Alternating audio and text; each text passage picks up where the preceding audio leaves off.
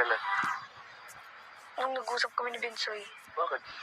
Eh, syempre, di ba nga sinabi sa akin ganun kayo? Nino? Bet mo siya, bet ka niya. Huh? Parang baka magselo sa akin ganun. Hindi ko naman totally bet si ano eh. Hindi ko naman totally bet si ano. Oo nga, pero kumbaga syempre, parang naisip ko na, baka mag-ganon.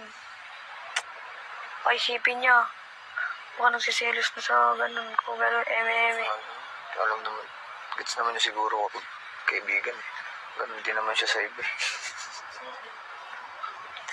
Wala namang pating ano eh. Tsaka na-control ko. Wala, syempre, pumasok lang sa isip ko yun, baliw ka ba? Kasi feeling ko, kapag matutuloy, as in, gets mo, nagigets sa tinatayo, kapag matutuloy, kahit sa labas nito, hindi ko pa rin kakayanin. Seloso nga ako eh. Ha? Seloso ako.